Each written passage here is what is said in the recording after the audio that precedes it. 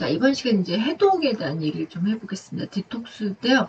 네, 저도 이제 실제로 디톡스를 많이 해봤고, 또 디톡스 교육도 시키고 있는데, 이제 지금 디톡스 다이어트에서 디톡스 얘기를 많이 시키고 있는데, 우리 몸에 이제 독소를 제거하는 방법이라고 보시면 되겠습니다. 우리가 뭐 화학물질도 많이 먹지만, 사실은 이제 제일 중요한 거는 여러분들이 식품 첨가물이라든지, 뭐 패스트푸드 같은 것들도 많이 먹고, 또 요즘에는 사실 여러 가지 물도 그렇고 흙도 그렇고 많이 오염되어 있어요. 많이 오염되어 있고 또 농약 같은 것들도 그렇고 중금속 오염도 그렇고 이런 것들이 굉장히 많이 오염이 돼 있어서 우리 몸에 많이 우리 몸에 많이 쌓여서 문제가 되고 그래서 이런 것들이 여러 장기에 쌓이면서 여러 가지 독성을 유발하기 때문에 이런 것들이 많이 이제 문제가 되고 있는데 그 중에서 절식 방법은 저는 이제 사실 가장 좋은 건 효소 디톡스 방법을 많이 추천을 하고 있고 절식이라는 건 완전히 금식이거든요. 근데 사실 이거는 조금 너무 아무것도 안 먹고 하는 건 너무 힘든 것 같고요. 그리고 이제 저는 주로 효소 디톡스 방법하고 간장 이런 것들 많이 활용하고 있고 또 오장육부 디톡스 이런 것들도 저는 실제로 많이 하고 있습니다. 정기적으로 저는 효소 디톡스를 많이 하고 있고요. 그때 할 때 여러분들이 이제 아셔야 되는 건 독소를 빨리빨리 배출하려면 그냥 먹는 것만으로는 부족해요. 그래서 좀 더 적극적으로 관장까지 하시면 도움이 되겠죠. 그리고 또 오장육부, 우리 많은 장기들도 나름대로 독소가 되게 많아요. 그래서 오장육부 디톡스, 이게 가장 대표적인 게 뭐 신장이라든지 대장이라든지 간 디톡스 같은 것들도 저는 해봤는데, 자, 그래서 이런 것들을 하셔야 됩니다. 왜냐면 많은 질병들, 만성질환뿐만 아니라 여러분들이 이제 독소가 많이 쌓여있다고 하면 여러분들이 이너뷰티 실천하려면 제일 먼저 하셔야 되는 게 디톡스부터 하셔야 되고 또 다이어트 하시는 분들도 꼭 하셔야 되는 게 디톡스죠. 독소가 많아서 몸이 살이 아니라 뭔가 노폐물이 많이 쌓여 있거나 부종이 쌓여 있는 경우 많아요. 그래서 디톡스 요법을 좀 하셔야 된다고 얘기를 하고 있고요. 그 다음에 홍채에 대해서까지 설명을 드리겠습니다. 제가 아까도 얘기했지만 홍채를 대학원 다닐 때 한 학기를 외부에 나가서 공부를 했었는데 이제 홍채가 굉장히 과학적이고 좋은 건 맞아요. 이제 헝가리 의사 프레셀리 박사가 1881년도에 소개를 했고요. 여러분들이 이제 홍채가 이렇게 생겼어요. 이렇게 보면 이게 사람마다 다 다르거든요. 우리가 요즘에 지문 인식하잖아요. 생체 인식 중에 우리가 제일 흔하게 하는 게 지문 인식인데 지문보다 더 뭐랄까 보안성이 강한 것이 홍채예요. 그래서 외국 같은 데 보면 홍채로 인식을 해서 뭐 보안카드 같은 것들을 홍채를 인식하는 경우들도 많은데 홍채가 사람마다 다 다르고 또 중요한 거는 이 홍채가 되게 신기한 게 이 홍채를 보면요.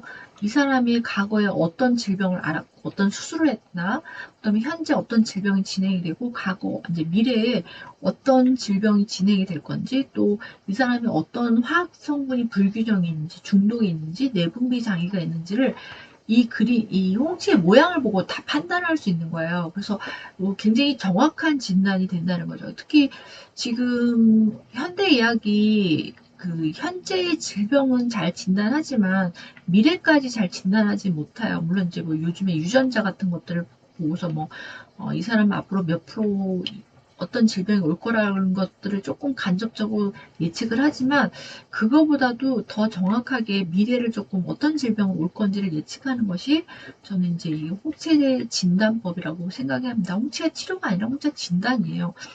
그래서 있는데 좀 단점은 이거예요. 단점은 장비가 비쌌어요. 저도 2007년도에 외부에 나가서 봤는데 장비가 무려 카메라 장비가 거의 1,000만 원, 그 당시 1,000만 원이었는데 지금 얼마인지 모르겠습니다. 그래서 장비가 좀 비싸기 때문에 굳이 이제 우리 지금 현대의학도 너무 진단 잘하잖아요. 거의 진단을 잘하기 때문에 제가 홍채 진단을까지는 굳이 여러분들이 배우실 필요가 있을까? 저는 그렇게 추천을 드리지는 않습니다. 하지만 어쨌든 대체의학 방법 중에 홍채 진단 방법도 있다는 걸 여러분들한테 소개를 하겠습니다. 자, 그럼 아유르베다는 간단하게만 소개할게요. 인도 의학인 건 아시죠? 그래서 우리가 이제 앞에서 홍채도 그렇지만 여러분들 우리나라도 체질이 있잖아요. 사상의학에 네 가지 체질을 이렇게 나누잖아요. 뭐 태양인 태음인, 소양인 소음인을 나누는데 여기도 보면 뭐 비타, 피타, 카파라고 해서 세 가지 체질로 구분을 하고 또 이 사람들이 되게 중요하게 여기는 게 영적인 건강 상태를 되게 중요하게 얘기고 또 우리가 한약에는 모카토금수 오행이 있고 이 오행에 따라서 간신, 비폐신, 오장하고 육부가 이렇게 대치가 돼요. 매치가 되거든요. 근데 이 사람들은 아유르베다는 에테르, 공기, 불, 물, 흙 이 다섯 가지 이 요소를 매칭을 해가지고 체질을 세 가지로 나눈다고 합니다. 자, 그리고 체질 세 가지 나눠서 치료할 때는 개인적인 치료, 맞춤 치료를 하는데 이 사람들도 보니까는 독소 제거, 그다음에 완화, 원기 회복, 그다음에 영혼의 회복 이렇게 네 가지 단계로 해서 개인 치료를 많이 하고 그때 사용하는 게 여기도 아로마를 많이 써요. 그래서 식이요법이라든지 약초를 쓰기도 하고 마사지, 명상, 요가, 그다음에 아로마, 그다음에 여기 약초에 이제 아로마가 들어가고 그다음에 디톡스 이런 것들을 활용한다고 합니다.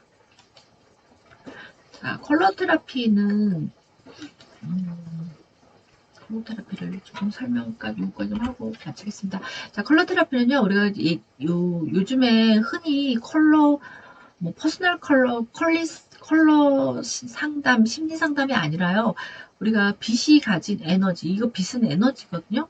그리고 컬러도 각각 색상마다 여러분들 무지개 빨주노초 파남보에 각각 컬러마다 에너지 장이 있어요. 그 에너지를 가지고서 우리 몸의 인체에 적용해서 치유 효과를 얻는, 그러니까 자연 치유력을 높이는 한 방법이 바로 컬러 테라피라고 보시면 되겠습니다. 그래서 컬러 테라피는 한 가지만 활용하는 게 아니라 아까 제가도 말씀드렸죠. 저는 이제 인체에다가 우리가 경락 경혈점도 알고 아로마도 알고 거기다가 또 그 컬러 테라피도 알고 그리고 차크라 우리가 지금 아까 앞에서 차크라 설명 안 드렸나요? 차크라 설명 안 드렸군요.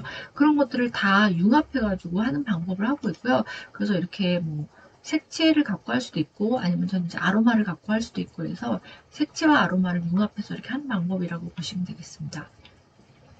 자, 그래서 오늘은 여기까지 하겠습니다.